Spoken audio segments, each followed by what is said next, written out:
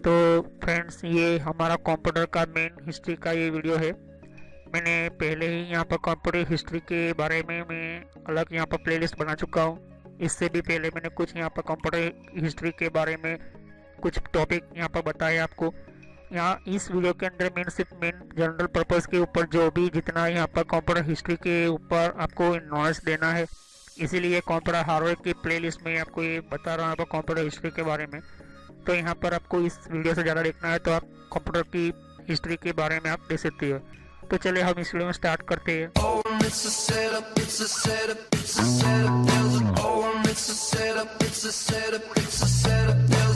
क्योंकि बेसिकली जो ये शुरुआत होती है यहाँ पर इलेक्ट्रॉनिक के साथ साथ एनालॉग कंप्यूटर के साथ साथ डिजिटल कंप्यूटर की शुरुआत यही साल के अंदर हुई थी। लेकिन उन जो डिजिटल और एनालॉग जो हम यूज़ करते उनसे पहले भी हमको मैंने समझाने की ज़रूरत थी, मुझे आपको समझाने की ज़रूरत थी। क्योंकि बेसिकली जो इंजीनियर होता है या तो फिर बेसिकली आपको कंप्यूटर का नॉलेज लेना है, तो 1946 और 1958 के अंदर जो मशीन बनी है वो किसी ना किसी टेक्नोलॉजी के ऊपर ही बनी होगी।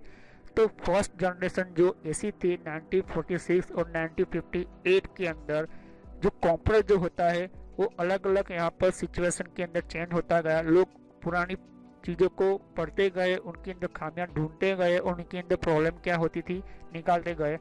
तो आप कह सकते हो कि 1946 के अंदर कौन कौन सी इलेक्ट्रॉनिक चीज़ें यूज़ होती थी, कौन से हार्डवेयर यूज़ होते थे। तो कंप्यूटर हार्डवेयर यूज़ करने के साथ साथ इसके कि फर्स्ट जनरेशन के अंदर मैंने आपको कहा कि वैक्यूम ट्यूब्स आएगी। तो 1946 के अंदर कौन कौन से यहाँ पर बहुत सारे देख सकते हो कि यहाँ पर सभी सिस्टम को आपको समझना होगा। 1936 के अंदर यहाँ पर फर्स्ट प्रोग्रामेबल कंप्यूटर बना। उनसे पहले यहाँ पर देख सकते कि फर्स्ट डिजिटल कंप्यूटर बना। यहाँ पर देख सकते यहाँ पर तो फर्स्ट इलेक्ट्रॉनिक कंपनी जो है डिजिटल कंप्यूटर बना। और उनसे पहले इन्हें करके था 1946 के अंदर इलेक्ट्रॉनिक जनरेशन पर्पस के लिए यूज़ किया था यहाँ पर। तो जॉन प्रेसर और जॉन डब्ल्यू मुनिच यहाँ पर देख सकते यहाँ पर। तो यहाँ पर देख सकते यहाँ पर इस कंप्यूटर के अंदर अलग अलग यहाँ पर इस अब तक यहाँ पर फर्स्ट जनरेशन आने तक यहाँ पर बहुत सारे साइंटिस्टों ने अपना अलग अलग यहाँ पर साइंटिफिक यहाँ पर प्रिंसिपल दिए उन्होंने और टेक्निक लोगों को सिखाई, तब जाकर यहाँ पर हमारा कंप्यूटर बनाए। तो वैक्यूम ट्यूब की बात करते तो वैक्यूम ट्यूब ऐसी सर्किट है जो मैग्नेटिक ड्रम्स की तरह काम करती है, यहाँ पर वो भी मेमोरी के थ्रू काम करती है। तो वैक्यूम ट्यूब आपको पता होगा ट्रांजिस्टर, तो ट्रांजिस्टर इसी के ऊपर से बना है। और वैक्यूम ट्यूब को बनाने वाले जो निकोला टेस्ला ने, तो निकोला टेस्ला ने वैक्यूम ट्यूब का निर्माण सिर्फ इसीलिए किया था कि जो पुराने टाइम के अंदर, पुराने ज़माने के अंदर जो हमारे टेलीफोन जो थे, कुछ डिस्टेंस के अंदर जाने के बाद क्या होता था कि वो आवाज़ धीमी हो जाती थी, कम हो जाती थी। तो वैक्यूम ट्यूब एक ऐसा काम करता था कि उस जहाँ पर वो आवाज़ धीमी हो जाती थी या तो कम हो जाती थी, वहाँ पर वैक्यूम ट्यूब की जो सिस्टम ऐड करने से वो आवाज़ वैसे ही स्टार्ट होती थी। मतलब उसके जो सिग्नल थे, जो वो सिग्नल को क्या होता था, पावर मिल जाता था। फिर यहाँ पर जनरेट करता है लॉट ऑफ हीट, इलेक्ट्रिसिटी भी यहाँ पर बहुत ही गर्म होता है यहाँ पर ये। और यहाँ पर आप देख सकते हो कि बहुत ही इलेक्ट्रॉनिक के साथ साथ यहाँ पर बहुत ही गर्म होने के साथ मैन्युफैक्चरिंग भी होता था। यहाँ पर मैन्युफैक्चरिंग मतलब ज़्यादातर हमें इसको पावर के साथ साथ उसकी हीटिंग भी झेलनी पड़ती थी। ज़्यादा गर्म होने के कारण ये कुछ टाइम के लिए बंद भी हो जाते थे। तो ऐसा सिस्टम के अंदर आप देख सकते हो कि जो 1946 के हार्वर्ड, मैं आपको कहा था कि हार्वर्ड एच करके जो साइंटिस्ट थे, उन्होंने फर्स्ट जो कंप्यूटर बनाया था, उन कंप्यूटर के अंदर बहुत ही ज़्यादा मात्रा, बहुत ही हम कह सकते कि हम ज़्यादा यहाँ पर वैक्यूम ट्यूब यूज़ होते थे यहाँ पर। तो फर्स्ट जनरेशन के अंदर आप देख सकते हो कि 1946 से लेकर 1958 के अंदर ये कंप्यूटर जो होता था, इसके अंदर रिलाइड में लैंग्वेज ऐड किए गए, लोवेस्ट लेवल के अंदर प्रोग्रामिंग ऐड होती थी। जैसे कि अंदर आप जैसे क्योंकि आज हम कितने सारे जीबी के अंदर यहाँ पर कंप्यूटर के अंदर यहाँ पर बना लेते हैं प्रोग्राम, लेकिन जब लोअर लेवल परफॉर्मेंस जो थे ऑपरेशन, उनके अंदर भी खामियां थी यहाँ पर और प्रॉब्लम भी होते थे यहाँ पर ज़्यादातर। क्योंकि ज़्यादातर हमारा इलेक्ट्रॉनिक का प्रॉब्लम, साथ ही साथ हमें प्रॉब्लम होती थी डेटा को स्टोर करने की, और बहुत ही कम डेटा स्टोर होते थे। बेसिकली टाइम की अंदर बात की जाए तो यहाँ पर ज़्यादा कंप्यूटर गर्म होने के साथ वो क्या होता था, बंद होता था। बंद होने के साथ साथ यहाँ पर हमारा जो कंप्यूटर था वो एक तरह की प्रॉब्लम से बहुत ही काम होता था, लेकिन पंच कार्ड और पेपर का टेप जैसे तो यहाँ पर यूज होने के साथ साथ यहाँ पर कुछ ऐसे जो पंच कार्ड मैंने आपको कहा था, पंच कार्ड किस तरह से कौन सी मशीन बनाई थी यहाँ पर पहले फर्स्ट, उनको भी मैंने आपको समझा दिया पिछले वीडियो के अंदर। तो आउटपुट जो था वो किस तरह से डिस्प्ले होता था यहाँ पर, और किस तरह से प्रिंट्स आउट होते थे। तो मैंने आपको कहा था कि प्रिंट्स आउट के लिए अलग अलग कौन कौन सी मशीन है, वो भी आप देख ले पिछली वीडियो के अंदर। तो प्रिंट आउट जो मशीन होती थी यहाँ पर अलग अलग, यहाँ पर एक तरह की यहाँ पर फर्स्ट जनरेशन आते आते यहाँ पर कितने सारे यहाँ पर मशीन बन चुके थे। फिर यहाँ पर अलग अलग यहाँ पर शोध यहाँ पर साइंटिस्टों ने की, और यहाँ पर एक ऐसा ट्रांजिस्टर बनाया। आज भी हमारे सिस्टम के अंदर कहीं ना कहीं, चाहे टीवी हो, टेलीफोन हो, कुछ भी हो, हम ट्रांजिस्टर यूज करते हैं। तो ट्रांजिस्टर कब बनाया गया?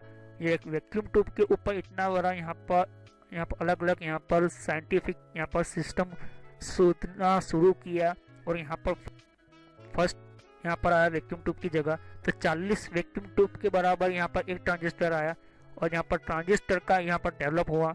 और यहाँ पर ट्रांजिस्टर आप देख सकते हो कि ये एक ऐसा सिस्टम का हार्डवेयर था, हार्डवेयर का यहाँ पर बहुत ही स्मॉल, फास्ट, बहुत ही यहाँ पर चीपर कर, आप बहुत ही कोई भी चिप के अंदर सेट कर सकते हो आप। और एनर्जी जो थी वो बहुत ही कम लेता था यहाँ पर, और मोर रिलायबल, मतलब आप कहीं भी आप इसको रिमूव कर सकते हो, निकाल सकते हो। तो ये ट्रांजिस्टर जो था वो वैक्यूम ट्यूब के सिस्टम के ऊपर से ही बना गया है यहाँ पर। तो इसके अंदर यहाँ पर 40 वैक्यूम ट्यूब के बराबर एक ट्रांजिस्टर होता था, और ये अब तक भी हम यूज़ करते हैं यहाँ पर। कहीं ना कहीं हमारा कोई भी हमारा एलईडी हो या एलसीडी हो, कुछ भी हो, हमारे जो ट्रांजिस्टर जो थे वो अभी भी हम यूज़ करते हैं। कहीं ना कहीं आप जो कोई भी हमारा कंप्यूटर जो होता है, वो हमारा जो सिस्टम होता है, वो कहीं ना कहीं हमारा ट्रांजिस्टर यूज़ करते हैं। तो सेकंड जनरेशन के अंदर जब हम यहाँ कोई भी हम बाइनरी मशीन जो हम कहते हैं बाइनरी कोड कहते हैं, तो बाइनरी मशीन जो थी, बाइनरी लैंग्वेज जो थी, वो यहाँ पर असेंबल की गई थी। यहाँ पर सेकंड जनरेशन के अंदर यहाँ पर स्टार्ट होता है यहाँ पर क्रिप्टिक बाइनरी। क्रिप्टिक बाइनरी एक ऐसी बाइनरी लैंग्वेज है जो हमारा कंप्यूटर जो होता है वो बाइनरी लैंग्वेज ही समझता है। तो बाइनरी लैंग्वेज किस तरह से ऐड होती है यहाँ पर, तो क्रिप्टिक बाइनरी मशीन, कोई आपको पूछे तो बाइनरी लैंग्वेज किस तरह से कंप्यूटर के अंदर ऐड की गई, तो आप कह सकते हो कि क्रिप्टिक बाइनरी मशीन लैंग्वेज के थ्रू यहाँ पर असेंबल किया गया था यहाँ पर कंप्यूटर को। और यहाँ पर लैंग्वेज होता है यहाँ पर, और ये अलाउ करता है प्रोग्रामर को स्पेसिफाई जो इंस्ट्रक्शन जो था वो यहाँ पर उसके अंदर शब्द जो होते हैं, हम जो लिखते ए लिखते हैं, यहाँ पर बी लिखते हैं, यहाँ पर सी लिखते हैं। तो कंप्यूटर कैसे पता चलता है कि यहाँ पर ए लिखा है, यहाँ पर बी लिखा? तो सेकंड जनरेशन के अंदर स्टार्ट हुआ था यहाँ पर इंस्ट्रक्शन, और यहाँ पर शुरू होता है यहाँ पर प्रोग्रामिंग की, यहाँ पर पंचकार और यहाँ पर इनपुट प्रीलोड।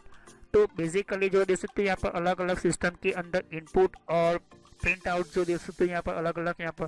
तो जो भी हमारा जो सिस्टम होता है वो अलग अलग यहाँ पर फर्स्ट स्टोरेज यहाँ पर देख सकते हो इंस्ट्रक्शन, मेमोरी जो हो रही है, मेमोरी के अंदर हमारा सिस्टम स्टार्ट होने लगा, और अलग अलग यहाँ पर बहुत ही कोर टेक्नोलॉजी आने लगी। तो कोर टेक्नोलॉजी वो टेक्नोलॉजी थी उस टाइम पर कि मैग्नेटिक यहाँ पर ड्रम जो होती है, मैग्नेटिक ड्रम के अंदर मैग्नेटिक कोर टेक्नोलॉजी ऐड होती थी यहाँ पर। इंस्ट्रक्शन के अंदर आप देख सकते हो कि जब भी हमारा कोई भी यहाँ पर सिस्टम जो होता है, वो हमारा कंप्यूटर जो होता है उसको किसी ना किसी चीज़ से कंट्रोल होता है यहाँ पर। तो इन सारे जितने भी आप देखते हो कि कोई भी हमारी जो प्रोग्रामिंग होती है, उन प्रोग्रामिंग को समझने के लिए, उन प्रोग्रामिंग को ऐड करने के लिए हमारा जो कंप्यूटर के अंदर पहले से ही एक चीज़ होती है ऐड, और वो कहते हैं कंप्यूटर लैंग्वेज। तो कंप्यूटर लैंग्वेज किस तरह से होता है? क्रिप्टिक बाइनरी मशीन सिस्टम के अंदर। तो जब तक वो समझोगे नहीं तब तक कोई भी यहाँ पर थर्ड पार्टी जनरेशन स्टार्ट नहीं होती थी। तो थर्ड पार्टी जनरेशन जो देख सकते हैं यहाँ पर, थर्ड जनरेशन जो है देख सकते हैं यहाँ पर कि इंटीग्रेटेड सर्किट आईसी करके, जो हम कहते हैं आईसी, जो हम कहते हैं चिप।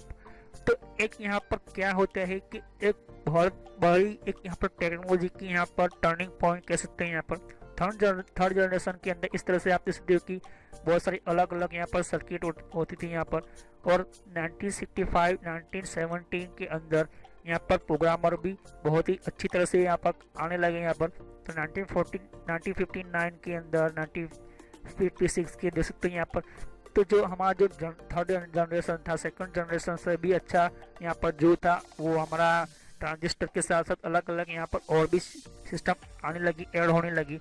तो इतने जो ट्रांजिस्टर जो होते हैं ऐसा ट्रांजिस्टर की यहाँ पर सेट हो, यहाँ पर ऐसी सर्किट तैयार हो जो इन सभी चीज़ों का एक यहाँ पर एक जनरेशन जो होता है, यहाँ पर एक मिक्सिंग किया होता है। यहाँ पर इसके अंदर सिलिकॉन चिप होती थी, एक ऐसा कि जिसके अंदर सभी चीज़ें ऐड हो और एक चिप के अंदर हम सेट कर ले, जिससे अंदर क्या होता है कि हमारा साइज भी कम रहे और हमें जो चीज़ें हमें चाहिए वो हम ऐड कर सकते हैं। जिसके अंदर सिलिकॉन चिप होती है उसको कहते हैं सेमीकंडक्टर कहते हैं। जब हम एक कोई चीज़ बनाते हैं तो स्पीड बहुत ही इफेक्टिविटी की तरह यहाँ पर काम करता है। यहाँ पर कंपोनेंट जो होता है हमारा ट्रांजिस्टर के साथ कैपेसिटर, रजिस्टर, बहुत सारे अलग अलग यहाँ पर सिस्टम होते हैं। तो उन सभी चीज़ों का एक कॉम्बिनेशन करके एक यहाँ पर एक ऐसी चिप के अंदर ऐड करते थे, एक सर्किट के अंदर ऐड कर लेते थे जो आज आईसी करके हम जानते हैं। तो बहुत ही स्मॉल और बहुत ही चीपर टाइप हुई थी यहाँ पर, यूज़ होती थी यहाँ पर। तो बेसिकली क्या होता था यहाँ पर कि जब हमारा कोई भी कंप्यूटर हमें बनाना होता था तो इन सभी चीज़ों चिप के ऊपर जो नंबर लिखे होते हैं और जो लोग जानते होंगे वो उन सभी चीज़ों का इंस्ट्रक्शन के थ्रू यहाँ पर यूज़ करते हैं। यहाँ पर आज भी हम यूज़ करते हैं यहाँ पर। तो ये जो चिप होती है एक आईसी कह सकते हो आप, इन आईसी के थ्रू ही हमारा जो हजारों ट्रांजिस्टर होते हैं वो हम ऐड करते हैं यहाँ पर और एक आईसी बना देते हैं हम।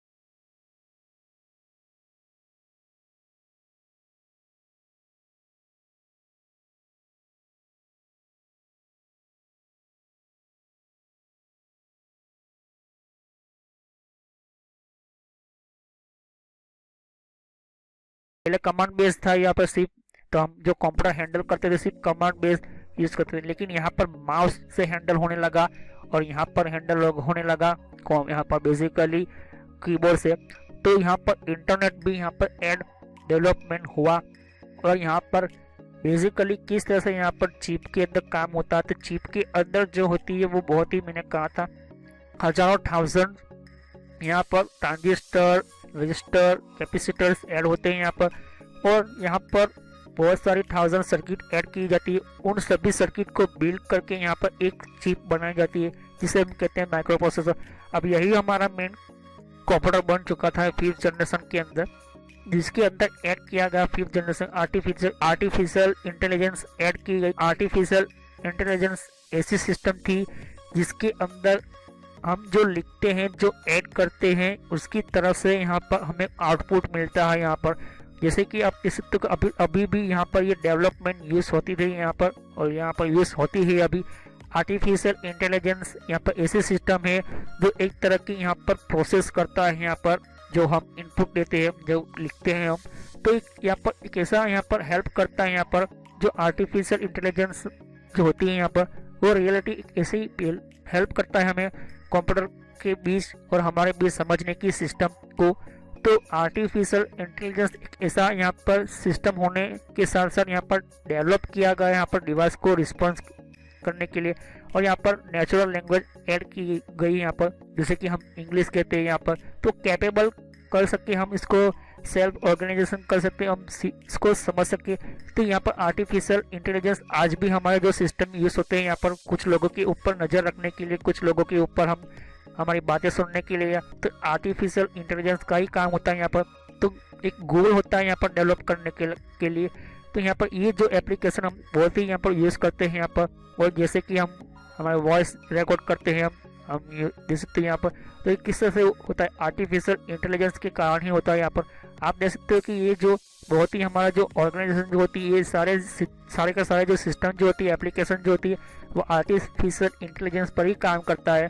तो अलग अलग यहाँ पर कंपोनेंट जो होते हैं वो बेसिकली किस तरह की यहाँ पर सिस्टम जो यूज़ करनी होती है, वो तब से लेकर अब तक यहाँ पर देखते हो कि 1632 से लेकर अब तक यहाँ पर जितना भी पुराने से टाइम का लेकर 5th जनरेशन के अंदर आर्टिफिशियल इंटेलिजेंस बहुत ही इंपॉर्टेंट हुए, आज भी हम यूज़ करते हैं। तो बेसिकली बड़ी बड़ी यहाँ पर कंपनी होती है वो आर्टिफिशियल इंटेलिजेंस में काम होती है। तो मैंने कहा था कि ठीक शुरुआत से लेकर अब तक यहाँ पर 5th जनरेशन आते आते बहुत सारे साइंटिस्टों का मैंने आपको बताया, यहाँ पर देख सकते हो। तो पिछली वीडियो में आप देख सकते हो कि कौन कौन से साइंटिस्ट ने कौन कौन सा यहाँ पर डेवलप किया। तो सभी चीज़ों का यहाँ पर सभी लोगों ने पुरानी टेक्नोलॉजी को यहाँ पर पढ़ाई की, उन्होंने डेवलप की है नई नई चीज़ें। तो पढ़ाई के ऊपर से यहाँ पर अलग अलग चीज़ें यहाँ पर डेवलप होती हैं यहाँ पर। तो फ्रेंड्स, वैसे तो यहाँ पर कंप्यूटर हिस्ट्री के बहुत सारे वीडियो है, आप कंट्रोल पैनल की प्लेलिस्ट की तरह ही यहाँ पर मैंने कंप्यूटर की हिस्ट्री की प्लेलिस्ट बना कर रखी है।